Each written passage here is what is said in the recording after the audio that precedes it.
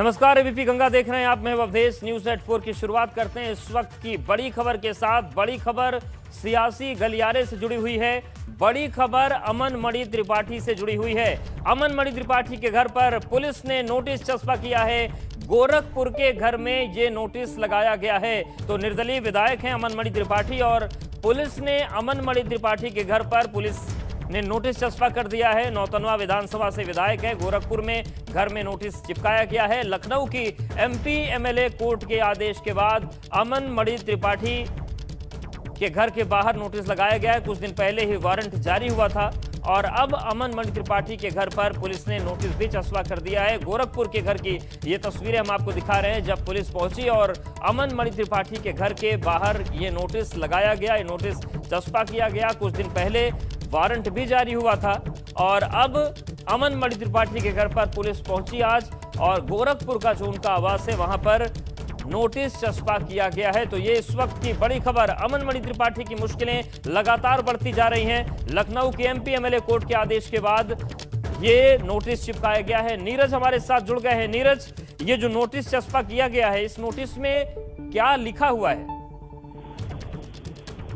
देखिए, बताया जा रहा जो जानकारी मिली है ये 82 की कार्रवाई है और कोर्ट ने इससे पहले पूर्व में जो इनके ऊपर अपहरण का मामला हुआ था उसमें पेश नहीं होने पर वारंट जारी किया था और इसी मामले में जब इनकी न्यायालय में उपस्थिति नहीं हुई उसके बाद से ये 82 की कार्रवाई की गई। इसके बाद अन्य कार्रवाई भी होती है जिसके बाद कुर्की की कार्रवाई को भी अंजाम दिया जाता है। लेकिन हालांकि अभी ये इनका पुश्तैनी मकान है और अभी इनके मकान पर अभी 82 की कार्रवाई के तहत नोटिस चस्पा किया गया। उद्देश्य। शुक्रिया नीरज जानकारी के लिए, अपडेट्स के लिए।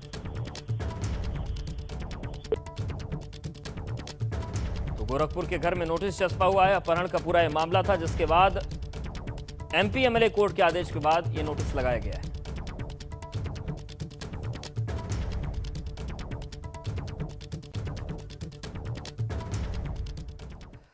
कल से उत्तर प्रदेश में प्राइमरी स्कूल खुलेंगे। कोविड गाइडलाइन का पालन करके ये स्कूल खोले जाएंगे। हर दिन 50% बच्चों को स्कूल बुलाया जाएगा और स्कूल में मास्क और सैनिटाइजर का इस्तेमाल अनिवार्य होगा। तो उत्तर प्रदेश में कल से प्राइमरी स्कूल भी खोले जा रहे हैं। लंबे वक्त के बाद ये फैसला यूपी सरकार ने लिया है। हालांकि गाइडलाइंस बनाई गई हैं और कोविड गाइडलाइंस का पालन करने की अनिवार्यता होगी। कोताही बर्दाश्त नहीं होगी।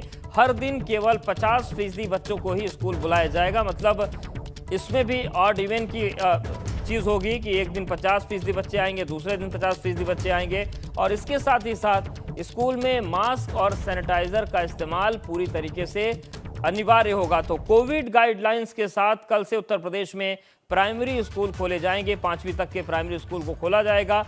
अलग अलग दिन बच्चों को बुलाया जाएगा। 50% उनकी उपस्थिति होगी। फिजिकल डिस्टेंसिंग का पालन करना अनिवार्य होगा।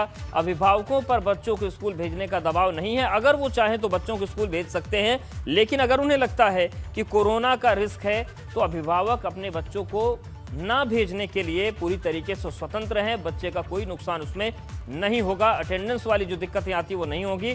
लेकिन जो बच्चे आएंगे विद्यालय में, जो विद्यालय अपने छात्रों को बुलाएंगे प्राइमरी के, उन्हें कोविड गाइडलाइंस का पालन करना अनिवार्य होगा और 5वीं तक के स्कूल कल से उत्तर प्रदेश में खुल रहे हैं।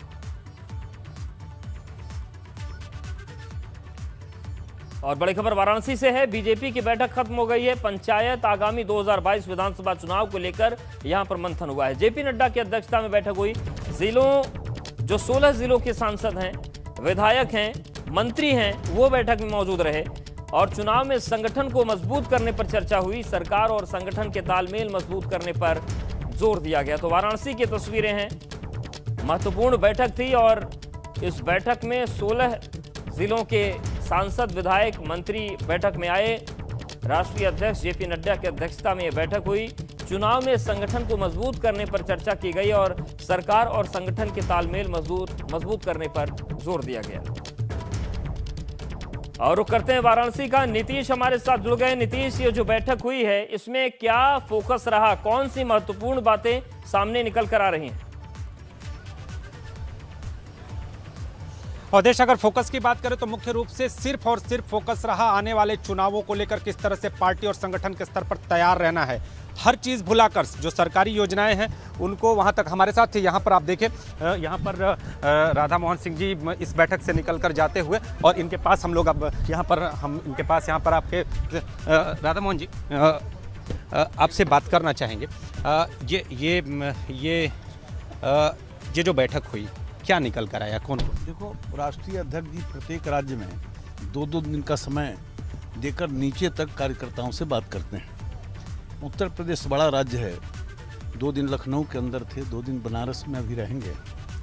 और जो 2 बैठकें अभी हुई, एक संगठनात्मक, एक जनप्रतिनिधियों का, फिर मंडल अध्यक्षों के साथ भी बात होगी इस क्षेत्र के। और इसका उद्देश्य है कि संगठन को मजबूत बनाना और नीचे तक सीधा संवाद करना। और ये पूरे देश में हमारे मेयर भी मौजूद थे कई जगहों के, और खास तौर पे अगर कहें तो मेयर को भी लाना, ये प्रतिनिधि हैं, सांसद, विधायक और मेयर, ये सब बैठक में थे। विकास के मुद्दों पर भी चर्चा हुई। क्या उसमें आने वाले जो जिस तरह से विधानसभा चुनाव है, पंचायत चुनाव है, उसे लेकर कितना जुटने का? मुख्य रूप से देखो, संगठन की मजबूती, संगठन सशक्त हो, धारदार हो, और नीचे तक राष्ट्रीय अध्यक्ष जी का संवाद, ताकि उनको काम करने में और गति मिल सके, ये उद्देश्य है। पंचायत चुनाव भी आने वाले हैं, उसे लेकर क्या मंत्र दिया? पंचायत चुनाव के विषय में बहुत साफ है कि मोदी सरकार जब से आई है तो आपने देखा होगा कि वित्त आयोग की राशि पहले से 4 गुना बढ़ी है। पंचायतों को जो राशि आती थी मोदी सरकार आने के पहले, तो उसमें 4 गुना की बढ़ोतरी हुई है। तो हम लोगों का लक्ष्य है कि जनप्रतिनिधि ऐसा जो मोदी जी का सपना गांव को मजबूत बनाना है, उस सपना को पूरा कर सके। विधानसभा चुनाव को लेकर क्या रहा?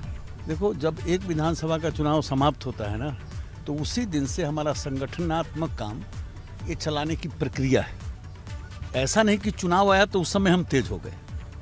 ये तो कुछ दल हैं जो जब चुनाव आएगा तो अपनी संगठनात्मक प्रक्रिया को तेज करेंगे, दौरा तेज करेंगे, कार्यक्रम तेज करेंगे।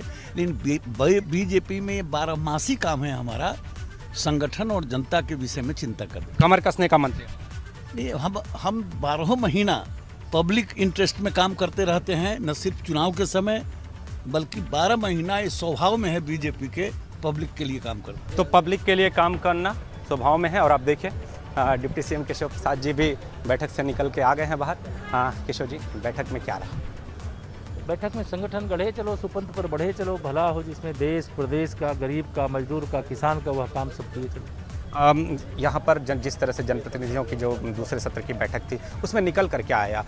कहे तो जो पंचायत चुनाव है वो उसको जनता पार्टी की नियमित रूप से होने वाली बैठकों के क्रम में आज काशी क्षेत्र भारतीय जनता पार्टी के जो हमारे संगठनकर्ता हैं, जो जनप्रतिनिधि हैं, उनके सबके साथ माननीय राष्ट्रीय अध्यक्ष श्री जे.पी. नड्डा जी की बैठक हुई है। और इस बैठक में वर्तमान और भविष्य सभी को लेकर के चर्चा हुई है। और उत्तर प्रदेश की जनता की सेवा योग्य ढंग से भारतीय जनता पार्टी कर रही है, और आगे और भी योग्यतम ढंग से हम सब लोग करते रहें, इसके लिए संगठन को मजबूत बनाने का महामंत्र आज यहाँ पर प्राप्त। विधानसभा चुनाव को लेकर कोई खास मंत्र? अभी तो पंचायत चुनाव है, पंचायत चुनाव के बाद विधानसभा चुनाव आएगा, और हमारी चुनाव की तैयारी हर समय रहती है। तो चुनाव की तैयारी हर समय रहती है अवधेश, और यहाँ पर बैठक खत्म हो चुकी है। और जिस तरह से जनप्रतिनिधि, इसके साथ ही डिप्टी सीएम निकले और इसके साथ ही राधा मोहन सिंह जी भी निकले, तो उन्होंने भी साफ तौर पर यह कहा कि संगठन को किस तरह से मजबूत बनाया जाए, आगे के दिनों में जो चुनाव होता है उसको किस तरह से उस पर तैयारी की जाए, इन सारे विषयों पर चर्चा हुई है। बैठक खत्म हो चुकी है और अब जनप्रतिनिधि लगातार बाहर निकलते हुए। बिल्कुल, जनप्रतिनिधि बाहर निकल रहे हैं नीतीश, लेकिन देखिए, जो राधा मोहन सिंह से आपने बात की और केशव प्रसाद मौर्य से बात की, दोनों ये तो कह रहे हैं कि पार्टी हमेशा चुनावी मोड में रहती है, हम 12 महीने संगठन के साथ संपर्क में रहते हैं। लेकिन एक निशाना विपक्ष पर राधा मोहन सिंह ने साधा है। उन्होंने कहा कि ये और जो दल हैं उनका काम है कि उनकी सक्रियता चुनाव के समय ही बढ़ती है, मतलब ये चीजें चुनावी मसला बनेगी, संकेत साफ है। निश्चित तौर पे अवधेश, इससे इनकार नहीं किया जा सकता, चुनावी मसला बनेगा ही बनेगा, क्योंकि ये साफ तौर पर आज जिस तरह से बैठक हुई, जिस तरह से कमर कसने की बातें कही गई, लेकिन इसके साथ ही राधा मोहन सिंह जी ने जिस तरह से कहा कि बीजेपी हमेशा चुनावी मूड में रहती है, जब एक विधानसभा चुनाव खत्म होते हैं तो दूसरे विधानसभा चुनाव की तैयारियां शुरू हो जाती हैं। लेकिन इधर बीच जिस तरह से चुनावी सक्रियता बढ़ी है, चुनावी सरगर्मी बढ़ी है, अभी आपको बता दें कि कल जिस तरह से अखिलेश यादव समाजवादी पार्टी के राष्ट्रीय अध्यक्ष यहाँ पर पहुंचे और इसके साथ ही प्रियंका वाड्रा भी यहाँ पर पहुंची, तो दोनों लोगों ने यहाँ पे और इसके साथ ही अन्य राजनीतिक दल भी यहाँ पे संत रविदास की जन्मस्थली पर हाजिरी लगाने पहुंचे, तो उसके राजनीतिक मायने निकाले गए। लेकिन इसके साथ ही आज की जो ये बैठक है कहीं ना कहीं जो तैयारी है उसको तो दर्शाती है, उन्हें जवाब देने की तैयारी भी दर्शाती है। आज की ये जो बैठक है इसका मुख्य उद्देश्य अगर बात करें तो साफ तौर पर ये सामने आ रहा है कि संगठन और सरकार के बीच किस तरह का तालमेल हो, सरकार की योजनाओं को जनता तक किस तरह से पहुंचाया जाए और इसके साथ ही जो योजनाएं हैं वो जनता को पूरी तरह से प्रभावित करें, इसके लिए खास तौर पर प्रयास किया जाए। तो आने वाले चुनाव के मद्देनजर खास तौर पर जिस तरह से पंचायत चुनाव है तो जन जन तक पहुंचना है, जन जन तक सरकार का मैसेज साफ है कि जन जन तक पहुंचना है, चाहे वो ग्रामीण स्तर हो या तहसील स्तर हो, हर स्तर पर यहाँ जो सरकारी योजनाएं हैं, सरकार की नीतियों को जन जन तक पहुंचाना है। इसके लिए प्रथम सत्र की बात करें तो प्रथम सत्र में जिस तरह से एक बड़ा महत्वपूर्ण फैक्टर हो सकता है, पंचायत चुनाव फैक्टर हो सकता है, क्योंकि जो बूथ लेवल की प्लानिंग होती है बीजेपी की वो बड़ी सशक्त है और इसी प्लानिंग के आधार पर देश भर में भगवा झंडा इनका फहरा रहा है। ऐसे में भले ही नेता ये कहें कि हम 12 महीने चुनावी मोड में रहते हैं, लेकिन पंचायत पर कुछ विशेष बात तो जरूर होगी, क्योंकि पंचायत अगर मजबूत कर ली जाएगी चुनाव के 1 साल पहले तो उसका फायदा विधानसभा में मिलेगा। निश्चित तौर पे जिस तरह से कहते हैं कि गांव जो होता है वो पहचान होता है, गांवों से जो संदेश निकलता है वो बाहरी जो विधानसभाएं हैं उनको मजबूत करने के लिए काफ़ी होता है। और जब आप बूथ स्तर पर, तहसील स्तर पर अपनी मजबूती बनाए रखेंगे तो निश्चित तौर पे विधानसभा स्तर पर आप पूरी तरह से मजबूत हो जाएंगे। और आज की ये बैठक बीजेपी की रणनीतिक बैठक है। आज की ये जो बैठक हुई यहाँ पर वो पूरी तरह से आने वाले जो विधानसभा चुनाव हैं, आने वाले जो पंचायत चुनाव हैं, उनको लेकर कमर कसने वाली बैठक है। और आज यहाँ से निकलकर जो जनप्रतिनिधि हैं, जो पार्टी और संगठन के लोग हैं, वो बाहर निकलेंगे और इसके बाद अपनी जो तैयारी है उसको अपने जो कार्यकर्ता है उन तक पहुंचाएंगे और कार्यकर्ताओं के माध्यम से जन जन तक पहुंचने की आज से कवायद शुरू हो जाएगी ब्लॉक स्तर पर। और इसके साथ ही बता दें कि ग्रामीण स्तर पर, हर स्तर पर सरकारी योजनाओं को पहुंचाना आज की इस बैठक का उद्देश्य रहा। 2 सत्रों में बैठक अभी तक चल चुकी है और दूसरा सत्र समाप्त हो चुका है। दूसरे सत्र में सीएम, डिप्टी सीएम अगर बात करें तो स्मृति ईरानी केंद्रीय मंत्री और उसके साथ ही यहाँ पर राधा मोहन सिंह जी और इन सब के साथ राष्ट्रीय अध्यक्ष जेपी नड्डा भी मौजूद थे। पूरी गहन चर्चा हुई है और चर्चा होने के साथ ही पूरी तरह से इन लोगों को चार्ज रहने का, कार्यकर्ताओं को चार्ज करने के मंत्र भी दिए गए हैं। बिल्कुल, और चार्ज रहेंगे तो पंचायत चुनाव में जनता बीजेपी को चार्ज सौंपेगी तो आगे भूमिका बुलंद करेगी। शुक्रिया आपका, नजरें बनाए रखिएगा नीतीश, आपके पास फिर से आएंगे। इधर मेरठ में आम आदमी पार्टी के किसान पंचायत में पहुंचे दिल्ली के मुख्यमंत्री अरविंद केजरीवाल ने भाजपा सरकार पर जमकर निशाना साधा। केजरीवाल ने कहा कि आज किसान बहुत ज्यादा दुखी हैं, 95 दिन हो गए, कड़कड़ाती ठंड में भी किसान परिवार और छोटे छोटे बच्चों के साथ बैठे हैं। बीते 70 सालों में सभी सरकारों ने किसानों को धोखा दिया है। केवल किसान फसल का सही दाम मांग रहा है। हर पार्टी के घोषणा पत्र में किसानों को सही फसलों के दाम देने का जिक्र होता है, लेकिन चुनाव के बाद कुछ नहीं।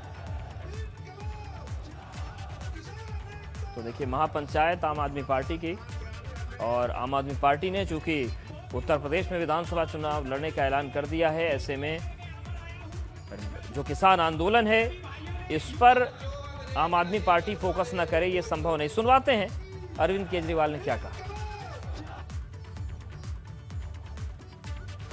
हर पार्टी के घोषणा पत्र में लिखा होगा हमारी सरकार बना दो, हम तुमको सही दाम देंगे। सारी पार्टियां कहती है, चुनाव के पहले सारी पार्टियां कहती है जी हम आपको फसलों के सही दाम देंगे। एक पार्टी की सरकार ने आज तक नहीं दिया। अगर आज फसलों के सही दाम मिल जाते, हमारा देश का किसान आत्महत्या नहीं करता, हमारे देश के किसान को लोन नहीं लेना पड़ता। आज हमारे देश का किसान कहता है हमारा लोन माफ कर दो। सारी पार्टियां चुनाव के पहले कहती है हमको वोट दे दो, हम तुम्हारा लोन माफ कर देंगे। हर पार्टी चुनाव के पहले कहती है और किसी पार्टी ने नहीं करा।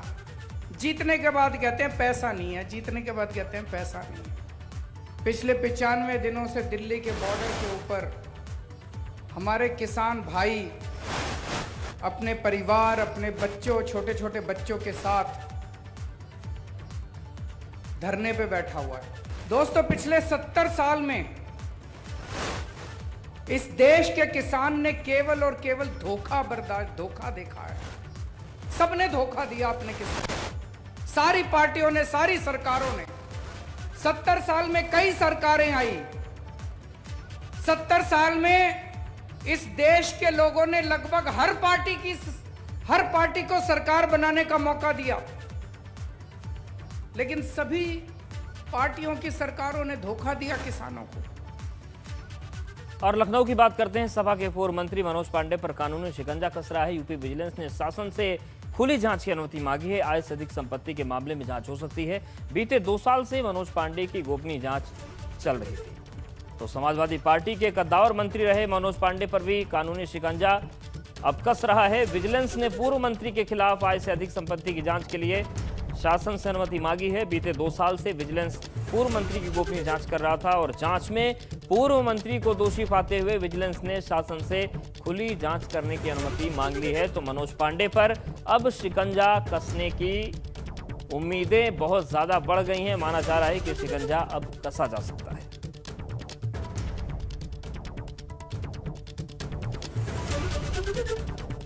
और यहां पर वक्त एक छोटे से ब्रेक का है, फौरन हाजिर। बरेली में सोमवार से निजी अस्पतालों में 250 रुपए में कोरोना का टीका लगवा सकेंगे, जबकि सरकारी अस्पताल में फ्री में कोरोना का टीका लगाया जाएगा। बरेली के 100 निजी अस्पतालों में यह सुविधा शुरू की जा रही है।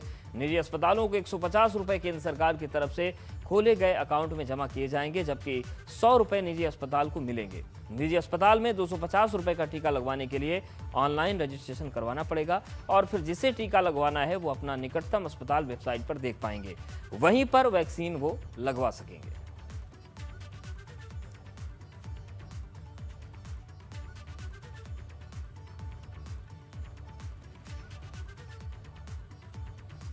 मथुरा में थाना राया इलाके के हाथरस रोड पर उस वक्त हड़कंप मच गया जब एक अज्ञात वाहन की टक्कर से एलपीजी गैस के भरे टैंकर से गैस का रिसाव हो गया। टैंकर चालक ने गैस रिसाव के चलते कैंटर को आबादी क्षेत्र से अलग खाली जगह में खड़ा कर गैस रिसाव की जानकारी स्थानीय पुलिस और संबंधित विभाग को दी।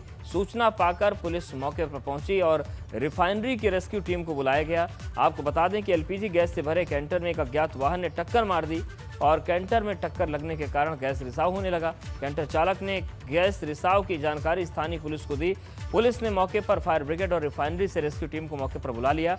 रेस्क्यू टीम की काफी मशक्कत के बाद गैस से भरे कैंटर के रिसाव को रोका गया और गनीमत रही कि कोई बड़ा हादसा नहीं हुआ। कैंटर चालक जो है उसकी सूझबूझ से भी यह हादसा टाला जा सकता।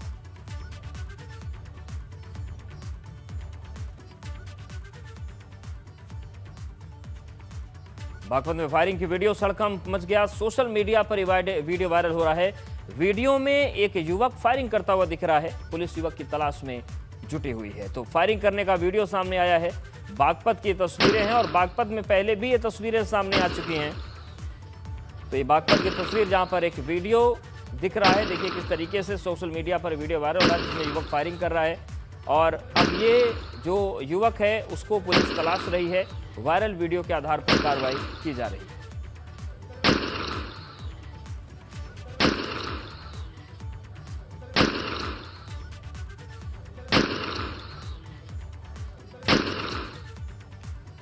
और कानपुर से सपा नेता के फायरिंग का वीडियो सोशल मीडिया पर वायरल हो रहा है। वीडियो में राइफल की नुमाइश करता हुआ सपा नेता दिख रहा है।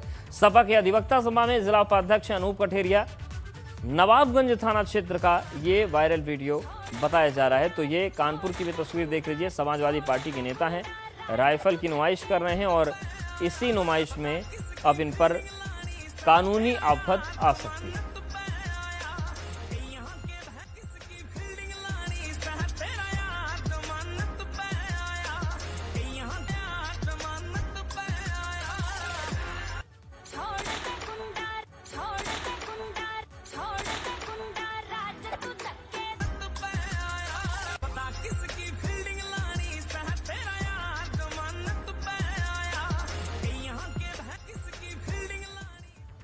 वहीं पीलीभीत में दर्दनाक हादसे में एक शख्स की मौत हो गई। घर में रखे सिलेंडर में आग लग गई, जिसकी चपेट में आने से चौकीदार की मौत हो गई। चौकीदार घर में हीटर जलाकर सो रहा था, जिस वजह से यह हादसा हो गया। चौकीदार घर में हीटर जलाकर सो रहा था। सूचना के मुताबिक हीटर के पास सिलेंडर रखा होने से गर्म होकर सिलेंडर में ब्लास्ट हो गया और ये दर्दनाक और खौफनाक घटना हो गई। तो हीटर की वजह से सिलेंडर में ब्लास्ट हुआ और ये जो घटना है ये सभी को सतर्क करने वाली है। तो आप भी अगर हीटर का इस्तेमाल करते हैं तो उसे गैस सिलेंडर से आप दूर रखें, वरना इस तरीके के हादसों में जान माल की नुकसान बहुत बड़े स्तर पर होता है।